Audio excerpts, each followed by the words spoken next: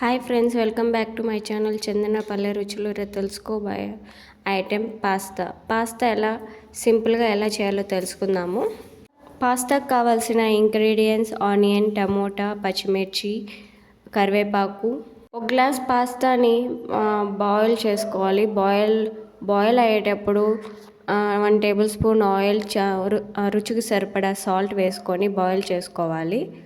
స్మూత్గా బాయిల్ అయ్యాక దాంట్లో ఉన్న వాటర్నంతా ఎవాపరేట్ చేసేసి దాన్ని పాస్తా డ్రై అయ్యేంత వరకు చల్లార్చి పెట్టాలి. ఇంకా పాస్తా ప్రిపరేషన్ తెలుసుకుందామండి. స్టవ్ ఆన్ చేసుకొని ఒక ప్యాన్ పెట్టుకొని ప్యాన్ హీట్ అయ్యాక తగినంత ఆయిల్ వేసుకొని ఆవాలు వేసుకోవాలి, కరివేపాకు, చిన్నగా కట్ చేసుకున్న ఆనియన్ వేసుకొని ఆనియన్ కొంచెం మగ్గాక టమోటా వేసుకోవాలి.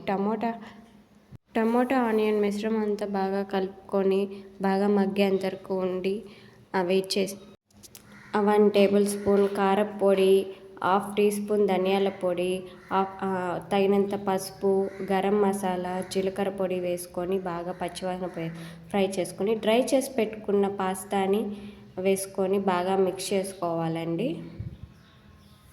బాగా మిక్స్ చేసుకున్నాక 5 మినిట్స్ లో ఫ్లేమ్లో పెట్టుకొని బాగా కలుపుకొని దాంట్లో tomato sauce, chilli sauce add చేసుకొని